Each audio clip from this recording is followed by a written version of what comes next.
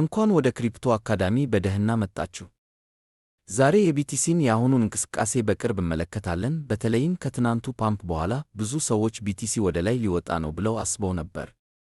ከኢንትሮ በኋላ ሙሉውን ሁኔታ አብረን እንመለከታለን። ስለዚህ እስከ መጨረሻው አብራችሁን ቆዩ።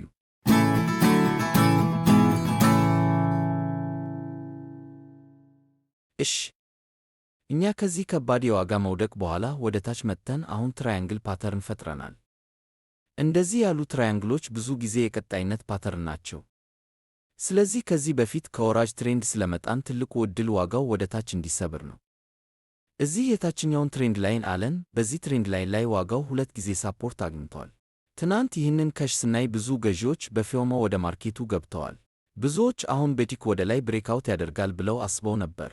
ግን እኛ እንደገና በላይኛው ትሬንድ ላይን ላይ ተመልሰን ተከልክለናል። ለእኔ በጣም የሚታመነው ሲናሪዮ ዋጋው ወደ ታች መስበሩ ነው። ከዚያ ዋጋው እስከ የት ሊወርድ ይችላል? ይህንን ሎው ከሰበርን ይህ ቤሪሽ ሲኩዌንስ ይነቃል።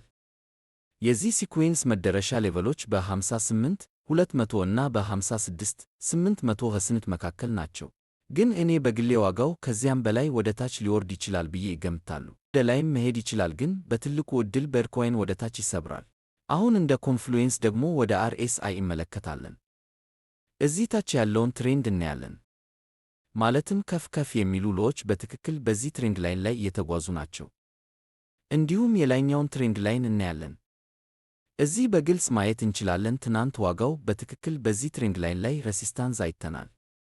በተጨማሪም በቻርቱ ላይ ሎወር ሃይስ እንዳሉ እናያለን። በRSI ላይ ግን ሃየር ሃይስ እናያለን። ቀድሞ እንዳስረዳሁት ይህ ቤሪሽ ዳይቨርጀንስ ይባላል። ስለዚህ ወደ ታች ለሚሆን አውትብሬክ ትልቅ ፖቴንሻል አለን።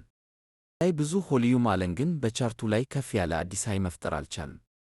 ይህ ማለት በዚህ ዞን ብዙ ሸጮች ወደ ማርኬቱ እየገቡ ናቸው ማለት ነው። ይህም ወደ ታች ብሬክአውት ያደርጋል የሚለውን ቲዮሪ ይደግፋል።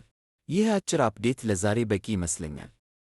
ሁላችሁም መልካም የትሬዲንግ ቀን እንዲኖራችሁ እመኛለሁ። እስከ ቀጣዩ ቪዲዮ ድረስ መልካም ጊዜ።